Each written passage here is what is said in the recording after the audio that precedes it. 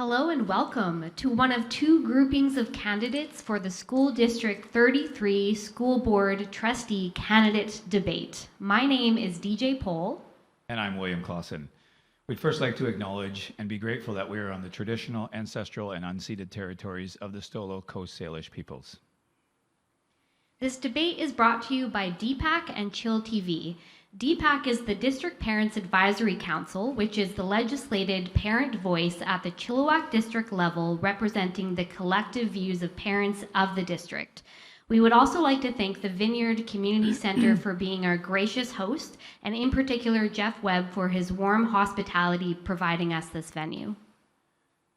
All 15 of this year's candidates have been invited to debate. 12 of the candidates have accepted and 3 have sent their regrets. We then randomly selected the 12 candidates into 2 groups of 6. This is the first group of 6 present at this debate. There are 7 positions that these 15 candidates are vying for, and the election takes place on October the 15th. Public debates are an important avenue for voters to learn about candidates and make informed decisions on who to vote for. Please make sure you get out and vote either on the day or in advance polls or by mail-in ballot.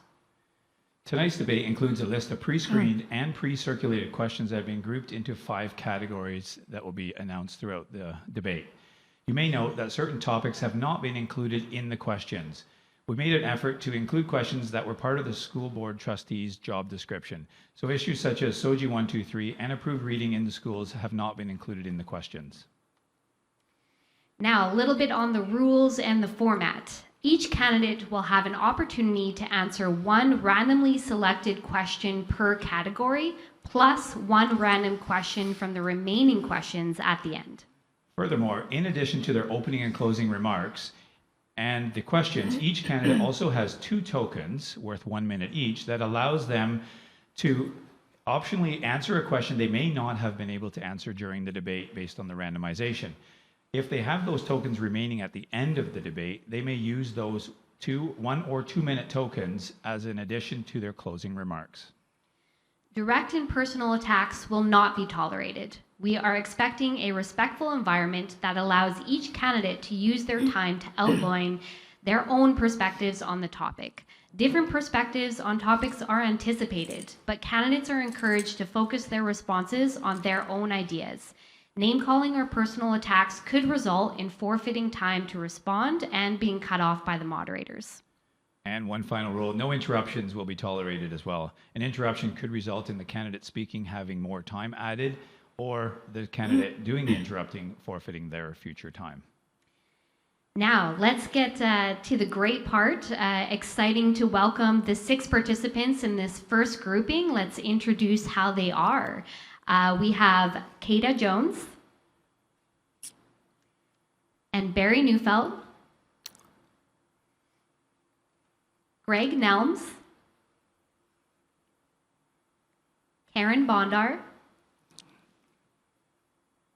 Teri Westerby, and Heather Maahs. We'll be right back after this message.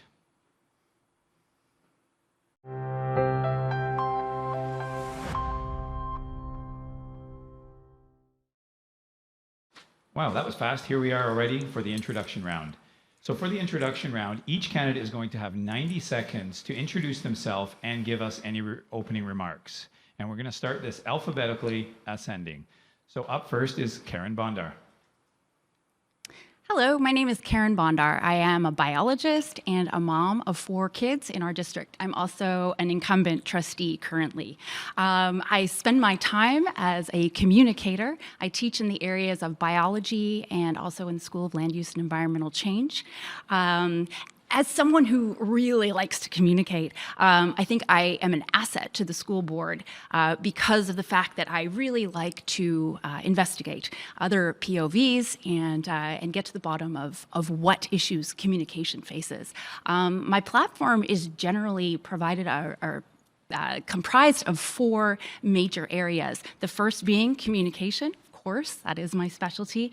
Secondly, as we are such a growing and diversifying district, I think it's really important for us to keep those factors in mind when we make decisions based on curriculum and many other things. I also am very grateful to live and work on the Stalo territory where we are having this debate today, and I think that the indigenization of our curriculum is a really important aspect as well.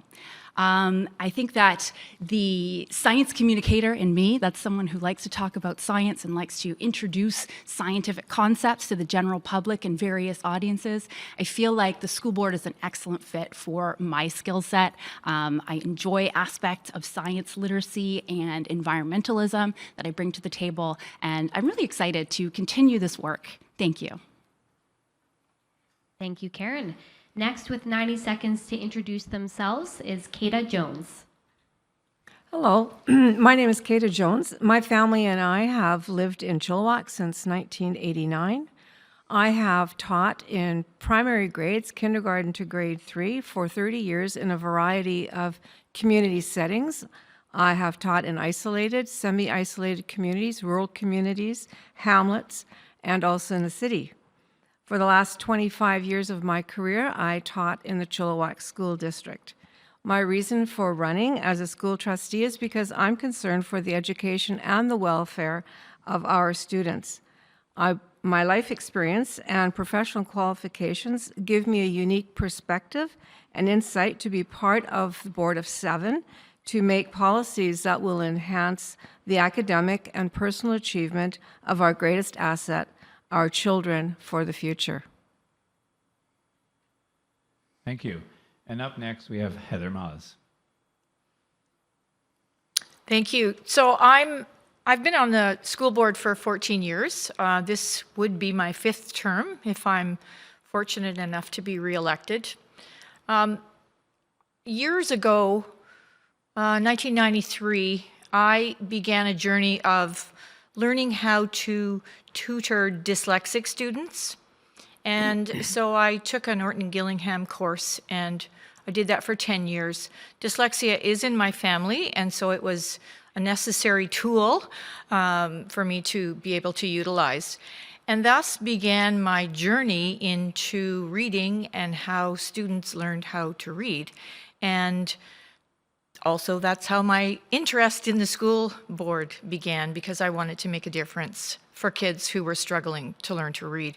And so that brings me to my campaign issues, which are always reading, literacy, comprehension, and now math. I'm going to toss math in there as well, because a lot of math is now reading, and so we're also finding that our math scores are also going down, and that's not good. So that's where I'm coming from, and I'm looking forward to this debate with my potential colleagues. Thank you. Thank you. And next for introduction, we have Greg Nelmes.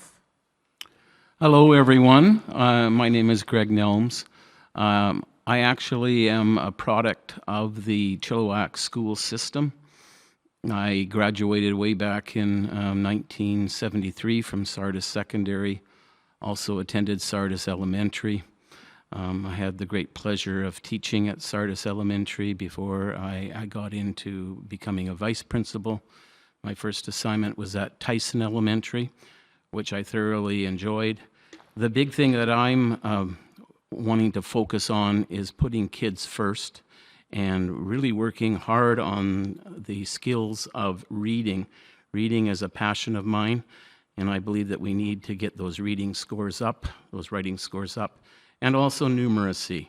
Very, very important, because like Heather says, a lot of the students cannot read the questions.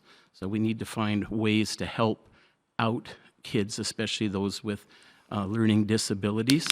And that will be a focus of mine if I'm elected to the Chilliwack School Board, and I'm hoping to get that opportunity. Thank you. Thank you. And up next is Barry Neufeld for a 90-second introduction. Thank you for this opportunity to share my background. I am a father of 4 and also 2 stepchildren. My first involvement in education was about 40 years ago. My stepdaughter was profoundly deaf, but she had not been taught sign language. She was taught to use the oral method of communication. And I worked with a committee in Burnaby that spent 2 years convincing the Ministry of Education that they should provide resources for this program so these children could be integrated into the classrooms. And that was my first introduction. Then later on, I became a probation officer, and I was dealing with at-risk kids. And I served on the advisory council of an alternate school. When I came to Chilliwack, the opportunity to run for school board came up. My passion has always been to do everything we can for special needs kids, and identifying special needs that perhaps the ministry doesn't recognize or categorize. And so I'm looking forward to what will be my 10th term on the school board if I'm reelected. Thank you very much. And the final introduction, Teri Westerby. Hi, my name is Teri Westerby, and I'm asking for your trust and your vote for the first time running for Chilliwack School Board Trustee this October 15th. I have lived in Chilliwack for the past 10 years, and I grew up in the Fraser Valley. Through my time here in Chilliwack, I've worked to create grassroots organizations like the Gender Support Network, the Chilliwack Pride Society, and the Downtown Chilliwack Community Market to create a society that is inclusive and welcoming so everyone knows that they belong. And through my work, I've heard from students that the schools are not the safest and most welcoming place for everybody, and that accessibility is a major issue for students to be able to access the education system that's available to them. Teachers are doing their best, but they're struggling, and they need more allies in the district who will step up for them and create a space that includes all students and that is more accessible for everybody. My whole reason for being is to create a place that is accessible and safe, and that is what I'm here for in the school board, and I would love to have your vote and your trust to make that happen here in the district. Thank you for your introductions. There you have it. We'll be right back after this message with round 1 of questions.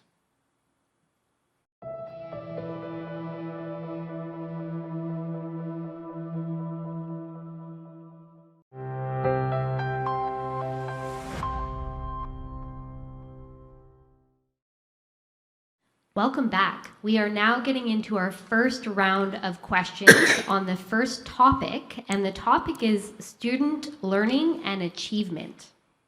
We have randomly selected the first 3 candidates to answer the first randomly selected questions. The candidates to answer the first question we will ask are Heather Maahs, Teri Westerby, and Carin Bondar. And what I've done is I have a random number generator here that's going to randomly select the next question, or the first question. So the question we are going to be asking is question number 4. All right, so question number 4, first to answer again is Heather. The question is, do you believe that our district should bring back a distance learning program? Why or why not? I actually completely, wholeheartedly agree that we should bring back distance ed. I was not happy when it was cut. The new format that they have is each individual school has some form of distance learning, and I think, the distance ed program that we had going a number of years ago was award-winning in BC. We were the top performer of the entire province. And so, maybe it needs some tweaking and from the format that it was, but yes, absolutely. It provides a necessary place for kids to be able to learn who don't fit in the classroom. And so that's the long answer. The short answer is yes. Thank you, Heather.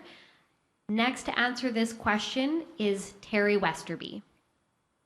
Yes, I definitely would agree. I think that the distance education program is critical in creating an environment where students can access the education that works for them. Also, what we saw with the pandemic was that we needed a distance education program to immediately be implemented as soon as the pandemic hit and kids could no longer come to school. And if we had a great distance education program that was already running, that everyone could access and that worked for the district. When more, and I say when because we do have a very volatile climate now, and we are going to be facing more climate change issues and possibly more pandemics in the future for the district. I definitely think we need to have a long distance education program ready to go and working for the existing students who need it in the district right now. Thank you, Teri. And the final candidate responding to this question is Carin Bondar. Thank you. Yeah, some really valid points brought forward here. Although my immediate answer to this question at this point would be that since we have so many gaps currently, and a lot of those are based on what we experienced during the pandemic, we are currently not meeting the needs of many of our students who do come to school, and I'm thinking about those with individualized needs, IEPs, and disabilities. And so I think at this point, directing resources to distance ed would not be a priority for me. I think that it's important to extend cohesion through our district and for students to come to school. As a biologist, I really agree that sharing space, sharing a room, and sharing time and ideas with each other is critical. And I think that teachers go to school for several years in order to learn how to do the best at offering pedagogy. Thank you. And now that we've heard a response from the first three candidates, is there any other candidates who wants to use a token to respond to this one before we move to the next question? Seeing none. Alrighty, let's go to the second question, and this is going to be answered by Barry Neufeld, Kaethe Jones, and Greg Nelmes. And the question we're going to be asking is, students with disabilities continue to have limited access to field trips, playgrounds, and the classroom. As a board trustee, how will you address this? And first up is Barry Neufeld. When I saw that question, I had a lot of sympathy for these students. And of course, the problem is there is no money for field trips. Field trips are often financed by parents chipping in $5 or $10 for wherever they're going. But in the case of a child who may be in an electric wheelchair, they can't go on a hike. There is equipment available, and as a trustee, I would be advocating for some capital expenditure for some handicapped accessible equipment to enable these kids to go on these field trips. We have handicap capable school buses, and we need to make sure that they all have an equal opportunity to share in these experiences. Okay, up next for that is Kaethe Jones. Well, students with disabilities is a wide spectrum. So every school would have to assess the needs of their students in their care for maybe that particular year or have a 5-year plan.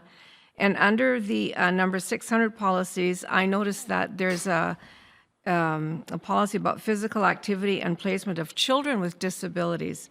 And policy 373 has student field trip experiences so that it talks about that field trips must be planned so that every child can participate in it in some manner. So I would think that, like Barry said, fundraising from the PAC or the DPAC for making playgrounds more accessible to children in wheelchairs, or they have other needs, physical needs, maybe hiring more EAs to help children with disabilities on field trips would also be another way to include them in field trips at the other classroom.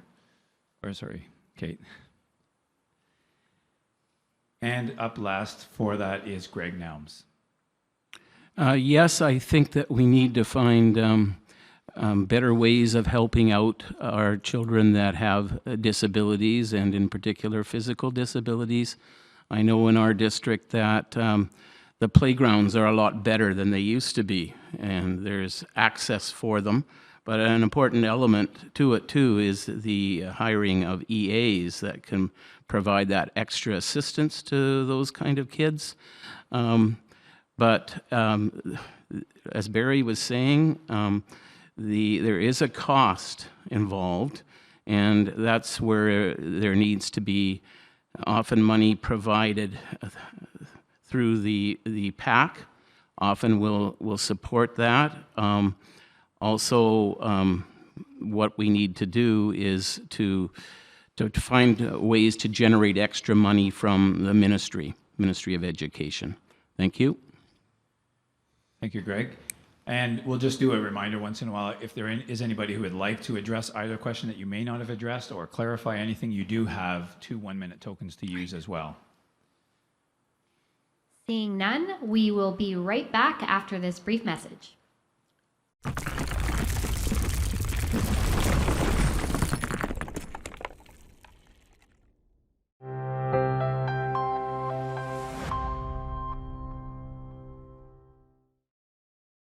Here we are back for round 2 of questions. And the topic of this question round is district needs and governance. And the first group of candidates that are going to be answer the question are Kaethe Jones, Barry Neufeld, and Heather Maahs. And the first question is, it's a long one. The government is moving the development of affordable and accessible childcare to the Ministry of Education and Childcare, and encouraging school districts to creatively support this. There is a huge lack of childcare in our city, causing a lot of stress for families. How can the board facilitate this initiative in our district? And up first is Kaethe Jones. All right. So while childcare is creating a lot of stress for parents, and their children, I think that it's an area that the board needs to deliberate for a while. I don't think the board can make a quick decision on this. And the other thing that came to me was, when we're talking about childcare in the schools, what age level are we talking about? Because one, it would be taking away space from classrooms that would be used for teaching kindergarten to grade 12. And it's already stretched. I think we already have quite a few portables outside schools. And having young children in elementary schools, if they're lower than 3 or whatever, would be a great distraction, I think, for little children when they have to try and concentrate on learning. Thank you, Kaethe. And up next is Barry Neufeld.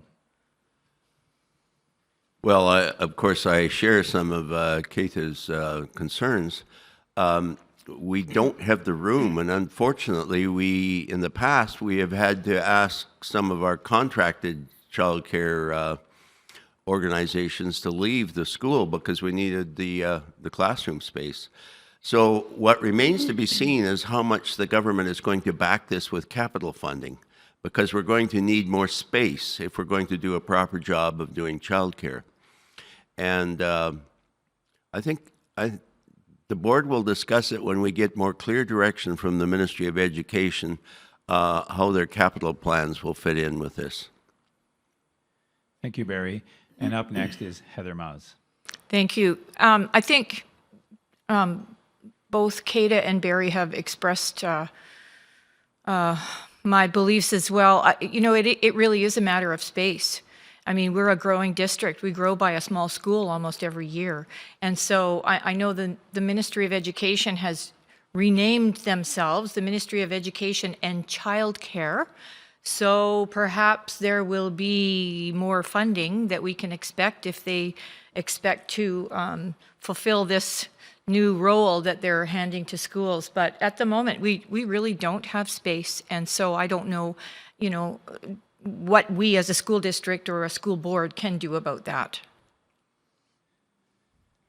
Thank you, Heather. Sorry. And I also, just a quick reminder, you can use your tokens at the end of each question or even at the end of the entire debate. It's totally up to you. We just want to give you that reminder once in a while. And seeing no one, we do have a token use. So Carin would like an additional 1 minute to respond to this question before we move to the next. Go ahead. Yeah, I think it's important to point out that we've actually been trialing the Seamless Day program, the pilot program, at several of our locations across the district already. And what we are talking about with respect to this childcare program, and the bulk of them, would be before school care and after school care. So actually, a lot of the issue with the space that my colleagues have been mentioning isn't what this program is looking to do. And I do think there are a lot of benefits to having the Seamless Day program in terms of being able to use spaces that actually aren't in use during very early morning hours and during that after school period until 6 p.m. So I think that there's a lot of parents that are looking for alternatives, that are looking for options that will have their children in the same location for the entire day. This is going to mean that parents don't have to worry about busing and or driving their children across the city. And so I am excited for this possibility in our district. Thank you for your additional response there. Don't go too far, because the next order of people answering the questions for the next question are yourself, Carin, and then Greg, and then Teri. And our next question under the topic of district needs and governance is, where is the biggest deficit in our district budget? What would you cut first in the if the district experienced a sudden budget clawback, as happened after the teacher strike in 2014? Carin, you're up first. This is a great question. This is one that I have actually been struggling with a little bit in the lead up to the debate today. Where would I take money off right off the top? I guess ultimately, if you're going to make me choose, I would have to choose some of those extras that our students get, the extra sport programs, the extra field trips. What we've learned in the last couple of years, especially with the floods that we experienced, is that we have to take care of all of our students to a very basic basal level. And, budget means that sometimes tough decisions have to be made. And I suppose if I found myself in that situation, it would have to be taking away those extras to ensure that the majority of students in our district actually do achieve their basic graduation. That is, after all, what we are here for on the bottom line. Thank you. Next to respond to this question is Greg Nelmes. Yes, this is a tough question, no doubt about it, because nobody likes to make cuts. It's not a popular thing. But there are times where boards have to make tough decisions. And I think that the idea, as you were saying, the field trips, that's maybe something that would have to be given up for a time. That is one area that I could see making some cutbacks for sure.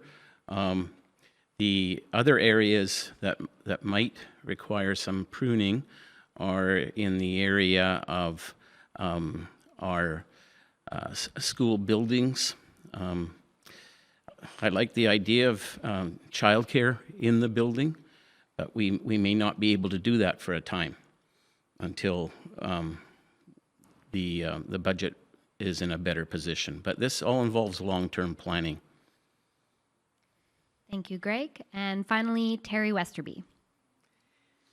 If I had some money to spend in the district, I would absolutely spend it on more teachers, more EAs, and more sports support staff, because there is critical shortages. And on top of that, the working environment for the teachers is lacking. So if I had money to spend, it would be on creating a better working environment for teachers, increasing the supports for students inside the classroom, and making sure that every single student who comes to school has full access to the education, whatever that may look like. As far as whether there's a deficit, I think that we work with the professionals inside the school, inside the executive staff, to find efficiencies and ways that we can trim back some of the excess stuff that may not be pertinent to the education of the students. But the most important thing is that every single thing at school is available to students to make sure that they can succeed and that those things are protected no matter what.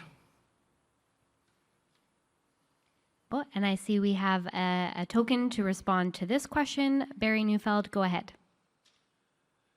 Yes, cutbacks are really difficult, and a board sometimes has to do that. But the one area that I have seen grow more than any other in the time I've been on the school board is the head office administration staff. and they get pretty substantial salaries. I think if we were faced with a decision whether to cut back EAs or teachers or administration, I would vote in favor of downsizing the head office to save money and balance the budget.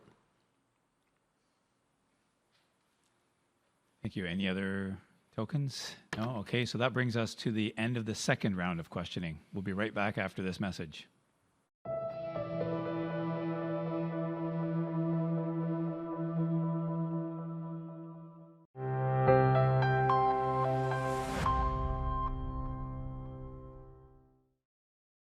Welcome back to round 3 of questions. The topic for this round of questions is inclusion and equity.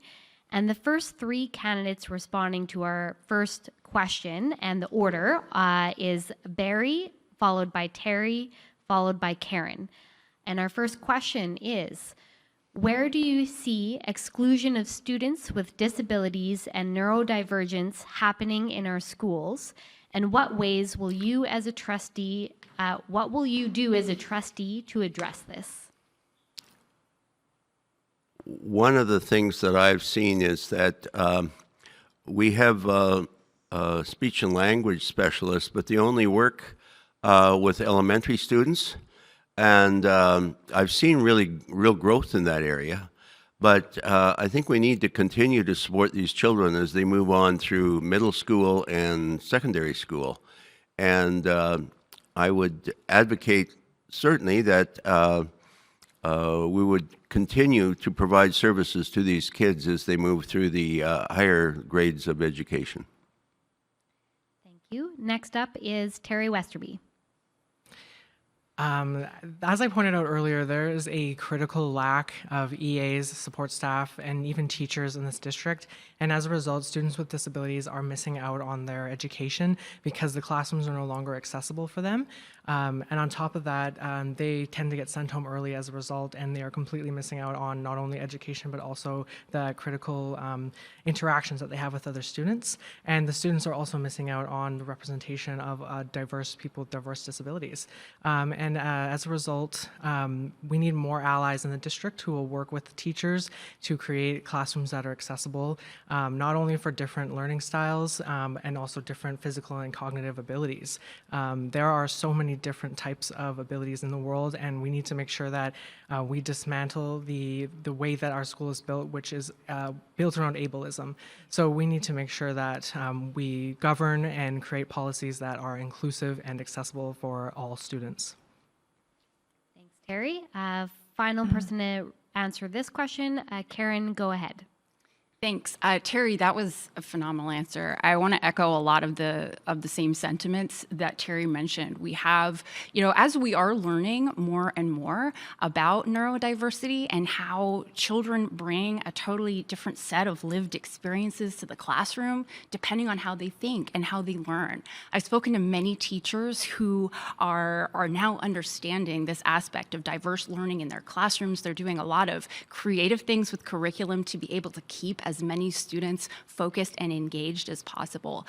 This is always going to be something that requires, teachers and parents and our district to really buy into how diversity makes us better. And I also really love the point about diverse styles of learning being something that other students should be aware of. We're not all the same, and that's why it's awesome. And so being able to support all of our learners like that is really important. Thank you, Carin. Any tokens before we move to the next question?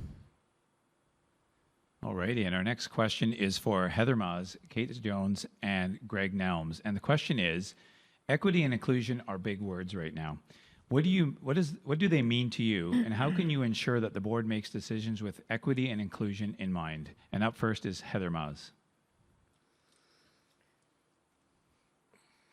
So equity and inclusion includes all students and all different kinds of students, which we are full of in our schools. Of course, we have kids with dyslexia, we have kids from different races, we have immigrant students. I think that This actually would fall under the entitled inclusion issue, and I think I'm trying to read my notes.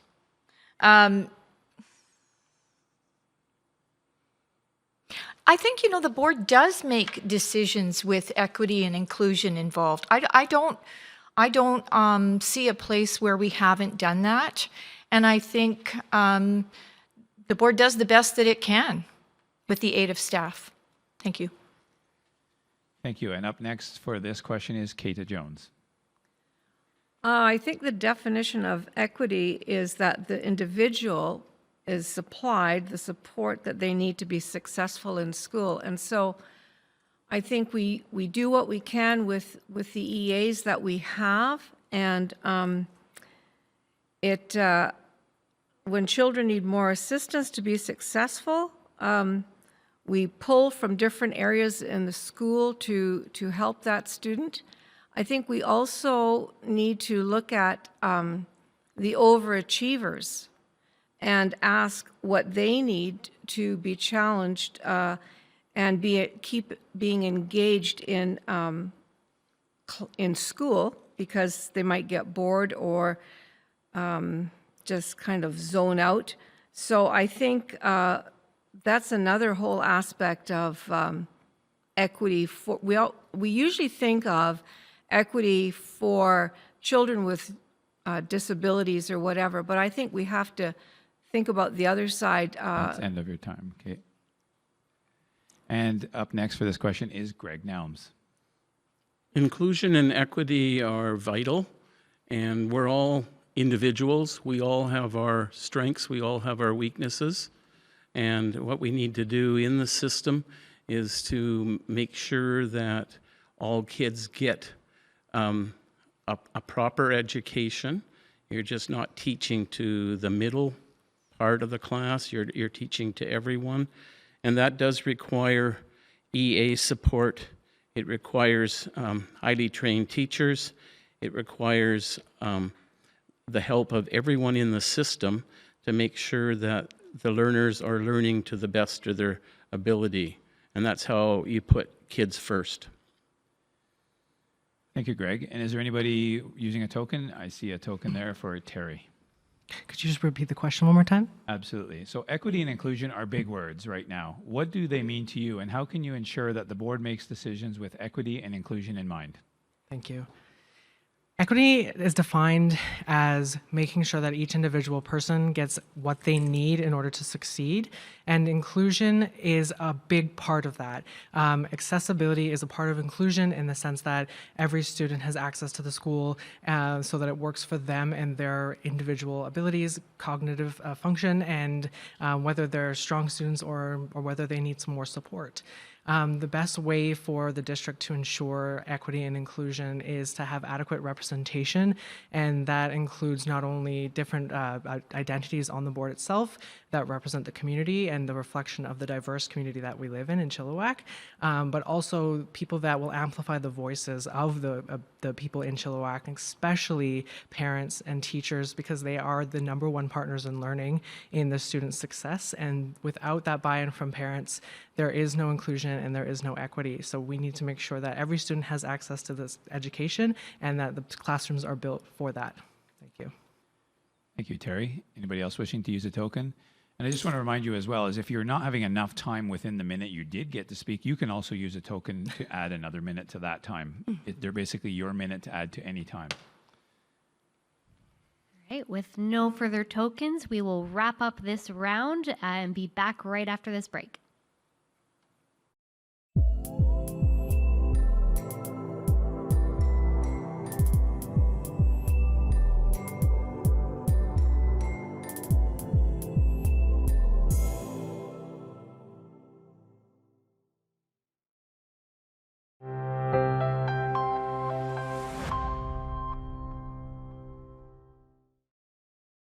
Welcome to round 4. Round 4's category or topic is collaboration with partner groups. And the first group of candidates answering this question is going to be Teri Westerby, Carin Bondar, and Kaethe Jones in that order.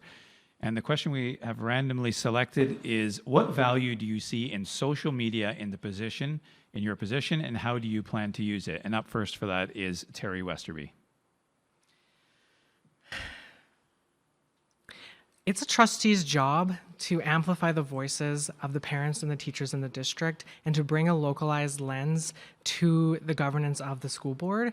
And a big part of that is communication and making sure that the parents and the teachers are communicating openly with the district and with their classrooms so that parents are a part of their students' learning, and that if there's an emergency or anything like that, there is no question of what's going on with their students.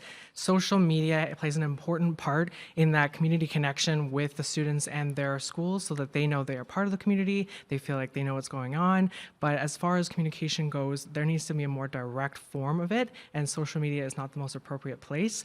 I think that there needs to be a more open and honest communication within the district, and I think that that increases transparency. If we had a communications plan, and especially a communications manager to be hired, I know that's dreaming, but I would love to have that in order to increase the communication within the district and the parents. Thank you, Teri. And same question for Carin Bondar. Great, thank you. Sorry, it's just blanked. Can you read it again? Absolutely. Thank you. What value do you see in social media in your position as a trustee, and how do you plan to use it? Thank you. I plan to use it and keep using it, in fact. Social media is something that I use extensively as a trustee. I found it to be really useful in terms of hearing from parents, hearing from our community about the kinds of things. They have a lot of questions. They often, there's a big mystery surrounding what the role of a trustee is. And so I think it's important for us, of course, as advocates for our district to be out there and showing ourselves as role models. And in addition to being able to extend our communication to teachers, parents, the general public about the kinds of initiatives that we're working on. I think that social media in general has really allowed us to raise the bar of communication and connectivity. So we have as a district many hashtags that we all try to use in order to generate more and more community around the things that we're doing. And social media is incredibly powerful in that way. Thank you, Carin. And same question for Kaethe Jones. Well, I've been told over the last several years when I was teaching that I was a dinosaur, and I haven't used social media much until I retired. So using social media platform is something that I use it a little bit now, but I would have to get used to using it. But I think it should be used very judiciously. I think it should be used for communicating to parents and guardians of things that definitely are concerning their children, their voices. And social media should observe the code of conduct and ethics. And, reporting about board issues, as long as they're not about in-camera meetings. And they could be used, I think, to survey the community regarding to specific topics if they'd be allowed to put them out in social media. Thank you, Kate. Is there anybody who would like to use a minute to answer that question? Okay, if there's no takers. All right. The next question in our collaboration with partner groups category, the order of candidates responding to the next question is Barry Neufeld, Greg Nelmes, and then Heather Maahs. And the random question in this topic is, our district is made up of many different families with diverse makeups, beliefs, and experiences that may not align with your personal worldview. How will you connect with these families so that you can inclusively represent them as well? Barry, go ahead. I think there needs to be opportunities for social involvement with families.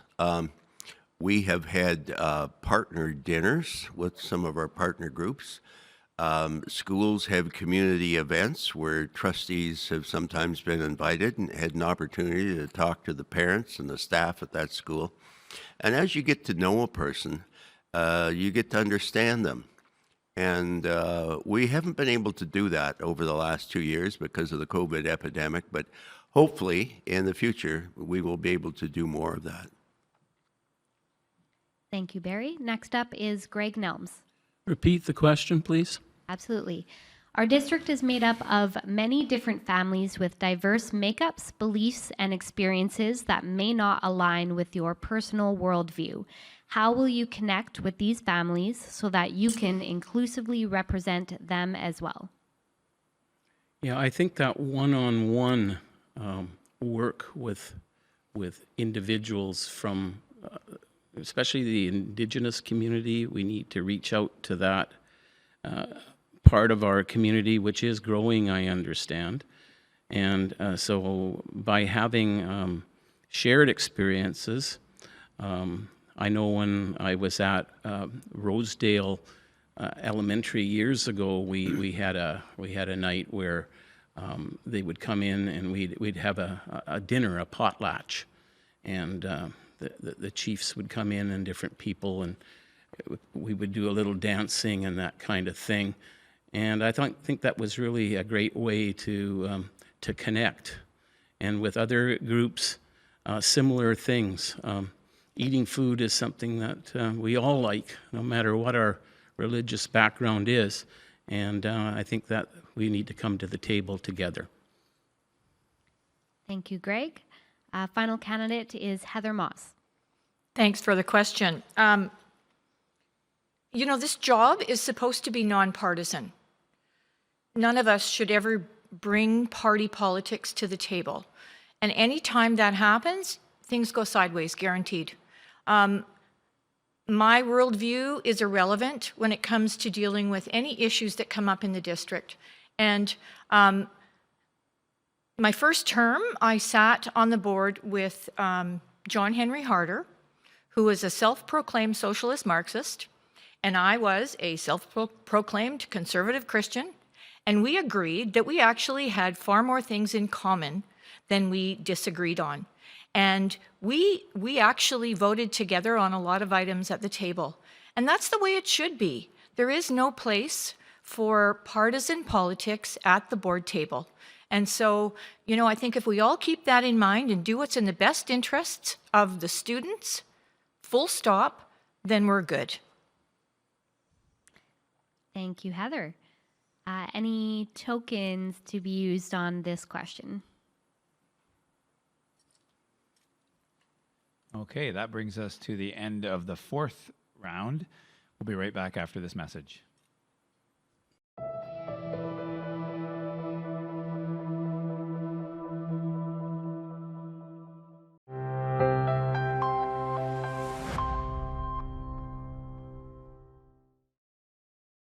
Welcome back to round 5 of questions. The topic for this round is Indigenous relations.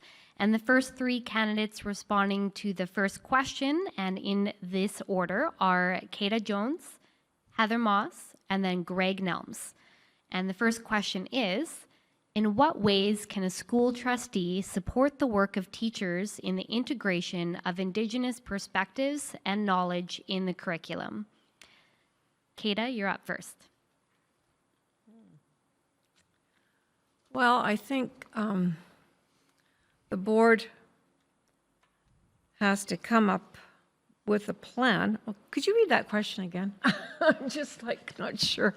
In what ways can a school trustee support the work of teachers in the integration of Indigenous perspectives and knowledge in the curriculum?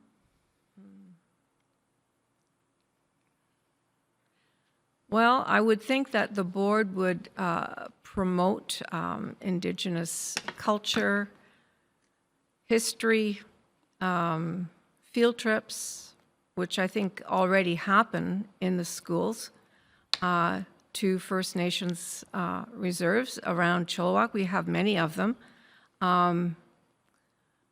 We have the Halkamalam language teacher that comes into schools so that children can become familiar with the local Stalo language.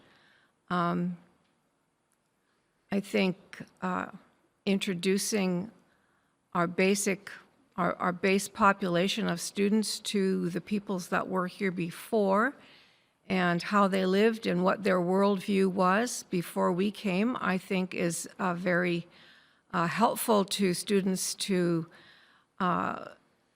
maybe shed some of their prior beliefs or ideas about what Thank you for Natives your are like. response, Kaethe. Next up is Heather Maahs. Thank you. Well, I have been on the BAA committee for I don't even know how long, maybe almost my entire time I've been on the board. And BAA courses, I don't even know what that stands for. BAA, Barry, what does it stand for? Board approved something. There we go. Authorized. Okay. Anyways, just used up my time. So BAA courses are written by teachers. Teachers get an idea for a course that they want to offer, and we have some fabulous teachers who write some amazing courses. And this could be a place where the board could encourage teachers, provide incentives for them to write courses on the indigenization of the curriculum. Thank you. Thank you, Heather. Next up is Greg Nelmes. Actually, I think our district has made some great inroads when it comes to Indigenous education. The curriculum itself, when you look at the strands, there's definitely a focus on Indigenous processes and their protocols and way of doing things. It's especially evident at the grade 4 level, but it's actually throughout the system now. I know at one time there were visits to the old Kokalitsa for a potlatch. That happened, a field trip. That was annually, and that was something that I found was very, very useful for the kids and for myself, learning about their ways. But the First Nation way, the Native way, the Indigenous way is the same as the way in the Caucasian community, and that's showing respect. Respect all and do your best. Thanks, Greg. Fantastic. I see a token from Barry Neufeld. So Barry, go ahead on the question. I think the one thing the board can do is be more creative with call-out teachers so our teachers can have more professional development in the area. We, of course, could have school assemblies bringing in the elders to talk to the students, because the Aboriginals have a very different concept of the history of British Columbia, and I think all of us need to be aware of that. But I think the most important thing is to empower and equip teachers with the knowledge so that they can share it with their classrooms, and that's what the board can do. I see a token from Carin Bondar as well. Carin, go ahead on the question. Thank you. I think it's important that as trustees and community leaders, we don't shy away from the fact that Canada engaged in systemic genocide of its Indigenous peoples after or during colonization. I think that we need to look at our entire school curriculum in a framework of indigenization. It saddens me to hear some of the responses on the stage that indicate a lack of education about history in Canada and also about the current state of our Indigenous students in Chilliwack. I think that indigenization, as actually Greg mentioned, we have an excellent Indigenous education principal in our district, Brenda Point, who has done a lot. And we know that each of our schools will be going through a 90-day cycle in this academic year to really implement those indigenization principles. This is not something that we do willy-nilly. This is making up for Canada's brutal history. Thank you, Carin. Okay, no more tokens for that question. So the final question of this round is going to be answered for Barry Neufeld, Teri Westerby, and Carin Bondar. And the random question is, how can issues of implicit bias and systemic racism, which impact Indigenous learners, be addressed by the school board? And up first is Barry Neufeld. Well, I think when I handed in my token, I sort of answered that question in advance. Not only teachers need in-service training and professional development, the board needs it as well. And we need to hear not just from so-called experts, but we need to hear from our Indigenous leaders themselves. We try as a board to meet on a regular basis with the local chiefs of the native bands around us, and we need to continue to urge participation. And perhaps we need to meet on their territory instead of always inviting them to our schools. That would be my answer. Thank you, Barry. And up next for this question is Teri Westerby. This is a very, very important question because, in my opinion, one of the most important things that the Chilliwack School Board could focus on is reconciliation. And as Carin pointed out, education was used as a weapon to misinform Canadian citizens and to oppress and assimilate Indigenous people. And so the number one thing we can do to combat that and dismantle the systemic racism is dismantle our bias inside our school and inside ourselves. And that starts with each individual one of us and on the board, as well as the teachers and supporting the teachers because they're the champions of these changes on the front lines. And if they aren't supported in making sure that they're delivering that Indigenous education, then we're not supporting them. Making sure that we partner with local Indigenous communities and that they feel like they are not only a part of the school, but that they have ownership in it is extremely important to the students' success rates. Thank you, Teri. And last for this question is Carin Bondar. Thank you. Can I get the question again, please? Absolutely. How can issues of implicit bias and systemic racism which impact Indigenous learners be addressed by the school board? Implicit bias is a tricky issue. It comes, the nature of learning to understand where one's own biases are is something that takes a deconstruction of one's ego. So as adults, this is incredibly important for us to do in role modeling that for our students. I think that our recognition as a district that our Indigenous students are being left behind is a really great first step. I think the implementation of many of our Indigenous learning teachers and our resource bases are also helping. What I would love to see is an amalgamation of learning with our students so that there really isn't even necessarily a difference in those graduation rates. I won't be happy until I see all of our children, all of our students that have graduation rates that are high. I think that we have to look deeply within ourselves as educators, as administrators, and as people, as humans within Canada and within our district to make sure that Indigenization happens. Thank you, Carin. And is there anybody who would like to use a token? Heather? Thank you. One of the things, and this was one of the questions, but it goes with this, that stated in our strategic plan that we are systemically discriminatory and racist and have an implicit bias. And I'm going to say, no, we don't. We don't. We have the most amazing staff in our schools. That is everybody. That's teachers, that's EAs, that's custodial, that's all their students as well. I have never seen so many supportive students of each other. When I went to school, we had no handicapped kids in schools. These kids now, they are so kind and they are so wonderful, and it doesn't matter what race these kids are, where they come from. Kids are kind, and our teachers and our staff in our schools are not racist or discriminatory or have an implicit bias. So I'm actually offended at the idea that they are. Thank you, Heather. Is there anybody else who would like to use a token? Okay, seeing no further tokens, that brings round 5 to a close. We'll be right back after this break.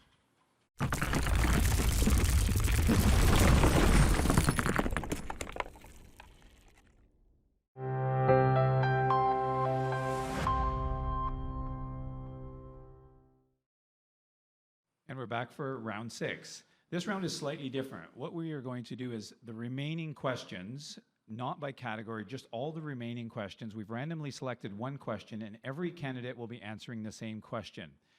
And the order will be Heather Maahs, Barry Neufeld, Teri Westerby, Kaethe Jones, Carin Bondar, and Greg Nelmes. And the question for this round, everybody will be answering it, and they'll have 1 minute to do so, is our district motto is Partners in Learning. Parents are the #1 partner in learning for students. How do you plan to involve and engage parents in public education? And that's for you, Heather. Thank you. I always consider parents to be the partner in learning. Of course, we have all the other employee groups, but they are paid to do a job, and it is children of parents that we are all here for. The last 2 years during the whole COVID thing, parents were not allowed in the schools off and on. We can never allow that to happen again. That is just wrong on so many levels.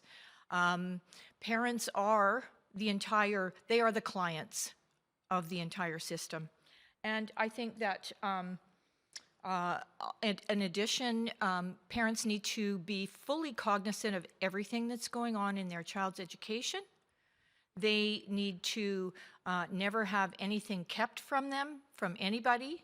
And going forward, I think we have a good relationship with PAC, and we'll continue to do that. Thank you. Thank you, Heather. And up next for the same question is Barry Neufeld.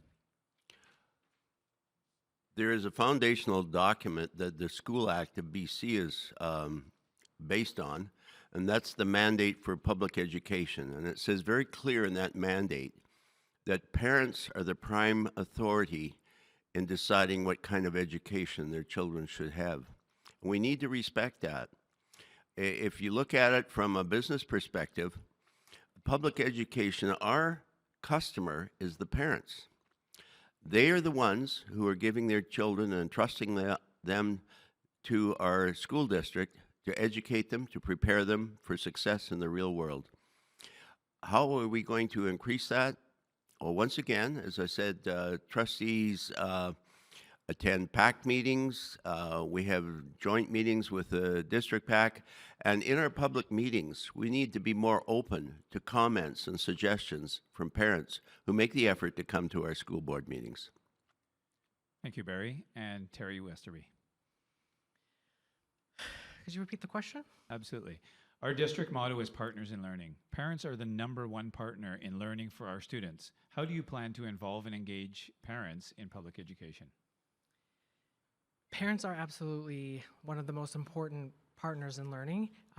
They need buy-in in order to have their student come to school and feel like they belong and that they're successful. And as a result, we need to have an open dialogue, which is why my pillar is communication, because as I've said before, that communication between the parents and the teachers and back again needs to be open, and we need to be transparent. But students it's not a transactional thing. Schools are the center of our community, and they're the real world already. So students come to school, this is their existence, their first few 20 years of their existence is in schools, whether it's before and after school, preschool, things like that. So what's extremely important is that parents are heard, that they're listened to, and that they're respected, and that the student knows that they belong in the schools. Thank you, Teri. And up next is Kaethe Jones. When parents send their children to school, they entrust their children to 6 hours of education to other adults who have a great responsibility to teach them all the things that they will be needing for a good future. It's really important that when a parent comes forward with a concern, that they are heard.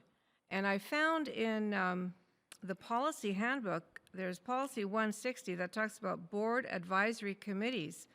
And it talks about how a committee needs to have community representation.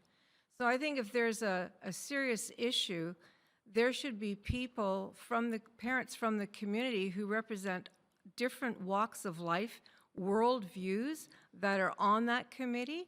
There is an application form and there's a selection process for that.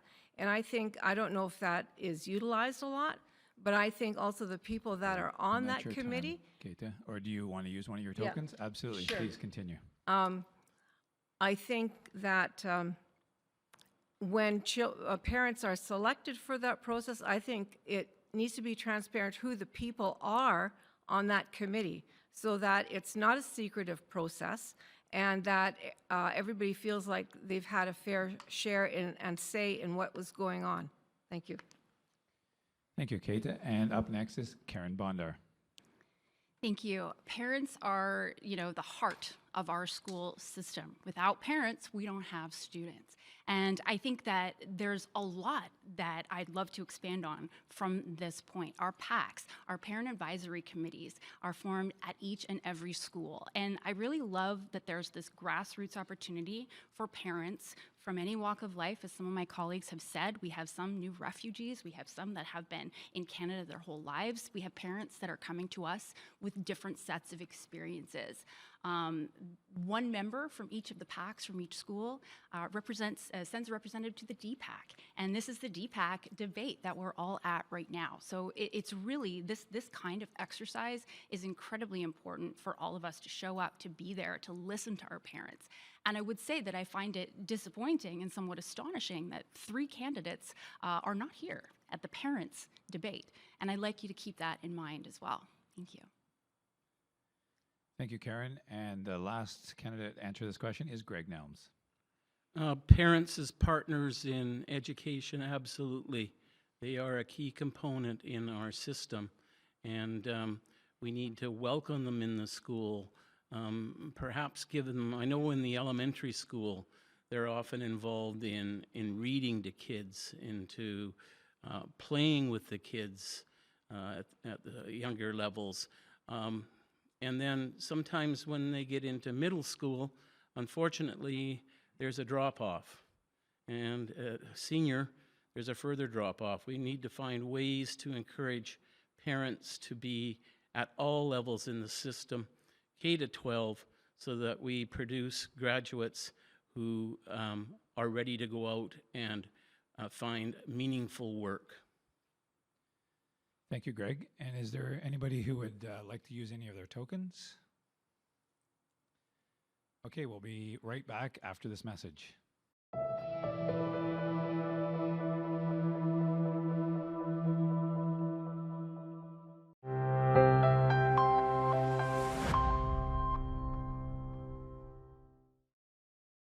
Welcome back. After 6 fantastic rounds of questions, we are now brought to the closing round. So on the opposite direction that we did introduction, so alphabetically descending, we are going to run through candidates' closing remarks. And any tokens not used throughout the previous rounds are now added onto the individual's time they have for closing remarks. So the order of which we will do closing will be Teri Westerby, who had 1 token left, Barry Neufeld, who used his tokens, Greg Nelmes, who has 2 tokens left, Heather Maahs, who has 1 token left, Kaethe Jones with 1 token left, and concluding with Carin Bondar, who used her tokens. So closing remarks without any tokens are 90 seconds long, and we're going to get right into it with Teri Westerby. Go ahead. I want to thank you all for taking the time to tune in and to care about municipal politics, especially with what's going on inside our school board. We are at a critical impasse. This election is extremely important for us all to move forward together in a way that includes every single student and family, to be honest with you, as well as parents, making sure that their voices are amplified and that they are heard. Teachers as well need an ally in the district who will listen to them and stand up for them and speak up and make sure that their work environment is conducive to positivity and community. Because my pillars are safety, support, community, and communication. And the reason for that is that our schools, safety is number 1. You cannot learn if you don't feel safe. If you don't feel open and authentic when you come to school, you cannot absorb the material. You are coming to school hypervigilant, you're worried about being bullied, and you're not open to learning. The studies have shown that students succeed even if they have just one adult who takes care and consideration into who they are and their success. And we need to have a heck of a lot more than one adult per student who cares about the success of students in the classroom. I promise to be an ally and an open door for communication and to fight hard to make sure that teachers and students and classrooms are communicating with the parents at home so that they know what's going on inside the classroom, because that is critical to the safety and success of their students. We also need far more flexibility, and if there's anything I can do to support that, I plan to. My representation on the school board is one of a marginalized identity. I'm a trans individual, and that means I have a lens of marginalization that I can bring when it comes to creating policy and governance, which is the #1 job of a trustee, creating that localized lens to the education that's provided by the ministry. And if we aren't using our voices to amplify the local community and represent them on a diverse level, I feel like we're failing them. And as I said earlier, reconciliation should be the #1 thing that we are focusing on top of inclusion and accessibility, and finding ways that we can increase supports and for students, increase EAs, find ways that we can make sure that every single student has access to the schools and to their learning, making sure that they feel safe and supported and heard and respected and affirmed for who they are, no matter what their background, religion, or cultural background is. Thank you. Thank you, Teri. Next up, with 90 seconds for closing, we have Barry Neufeld. Go ahead. Well, I want to thank DPAC for this opportunity for us to get together and share our ideas with the public. I want to do something to inspire kids to have a love of learning like I have had. I've had quite a interesting career in learning. I spent a year in music in Alberta, and then I went to UBC and studied engineering in the 60s. In the 70s, I went to Simon Fraser and learned adolescent psychology.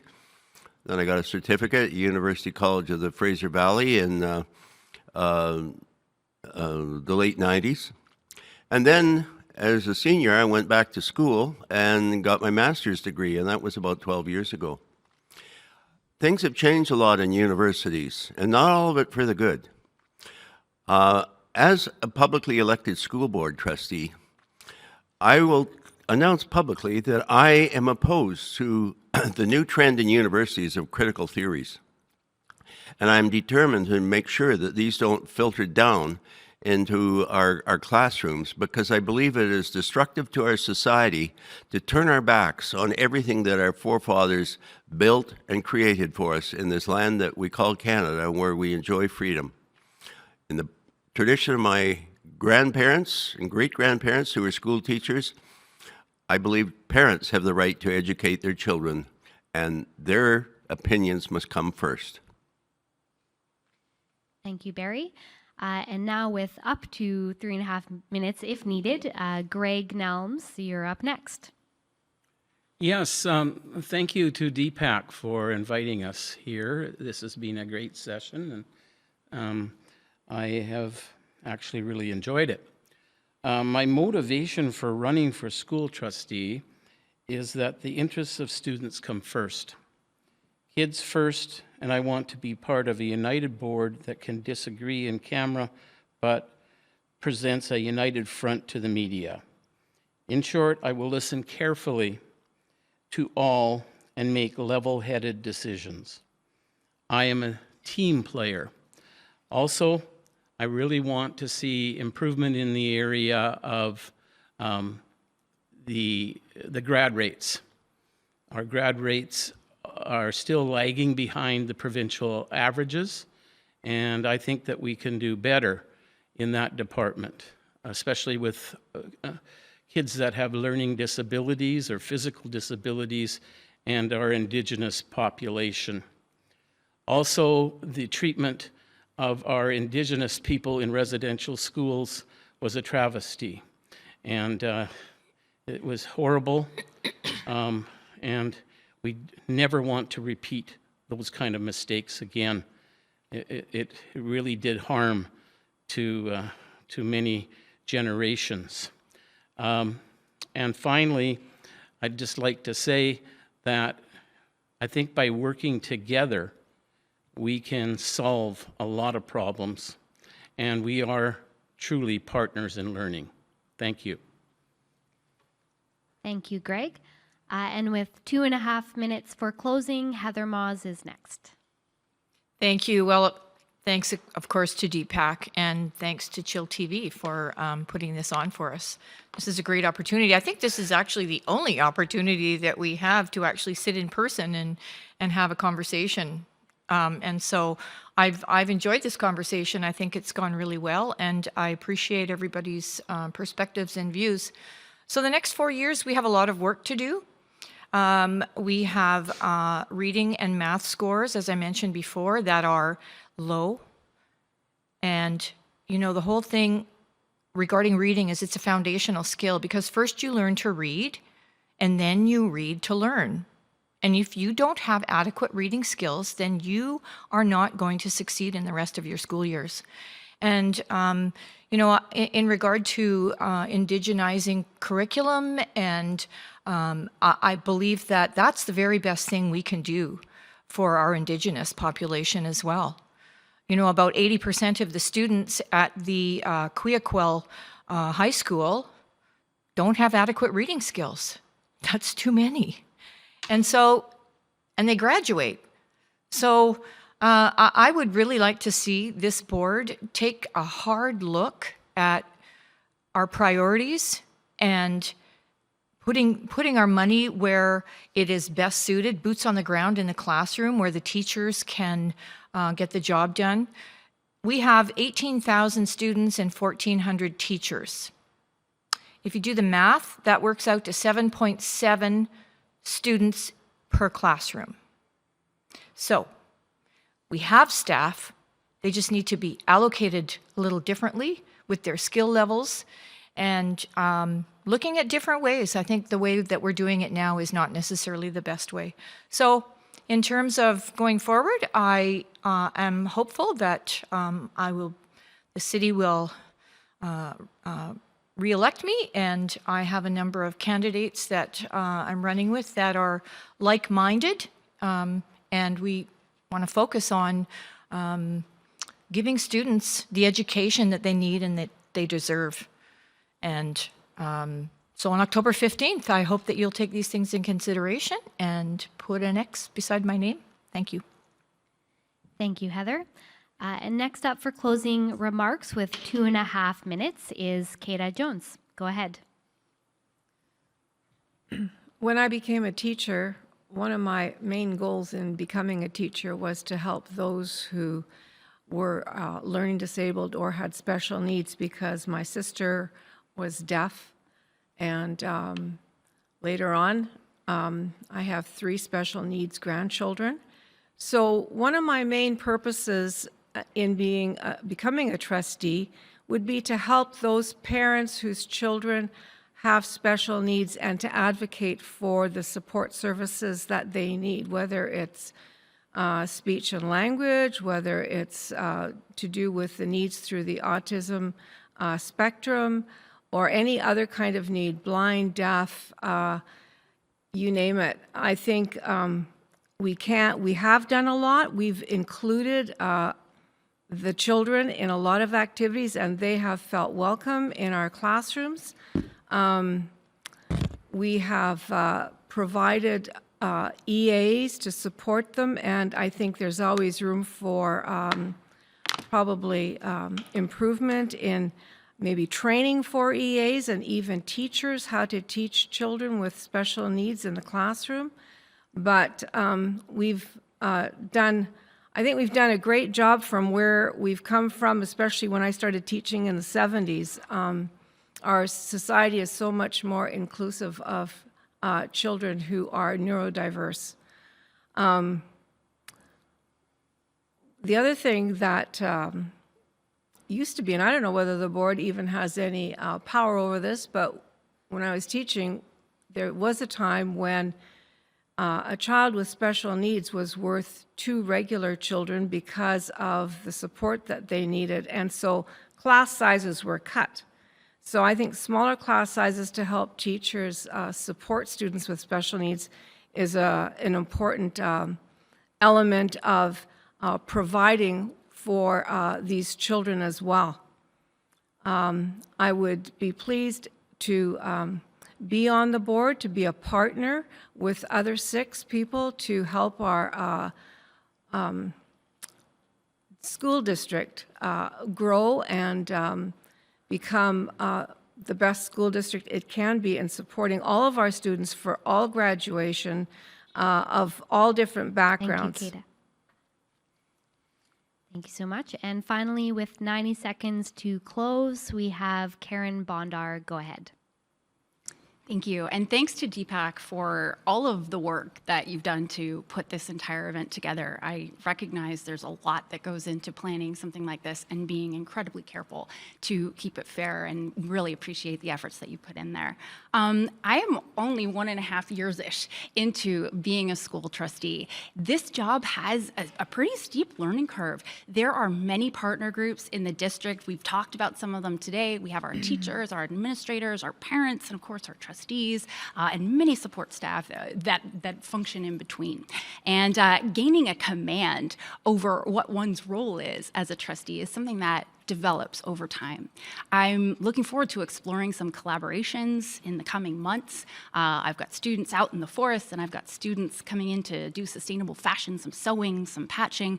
I'm really looking for ways to involve many other levels of our students and many grades and many backgrounds. I think that's the secret or the key to being an open trustee. I want to briefly talk about the critical theories that a colleague mentioned. I think this attacking some of the truths that have come out before we were here, as was mentioned, our forefathers, they didn't get it right a lot of the time. And I think it takes a real focus on personal strength to look into that and see where we've gone wrong in the past and where we can go forward from there. And I think that the parents in Chilliwack have a really opportunity here. Thank you. Thanks, Carin. Well, that brings us to the end of this group of debaters. Make sure you tune into the other group of debaters, and that way you get the full array, the full spectrum of all the answers from all the participating candidates. So by way of closing, I'd like to say thank you to all the candidates, not only for your time here tonight in the debate, but also for the willingness to sacrifice your personal time. And as you said, it's a steep learning curve, and also quite an ask on your time. So thank you for putting your name forward and your willingness to serve. There's 7 positions, 15 candidates.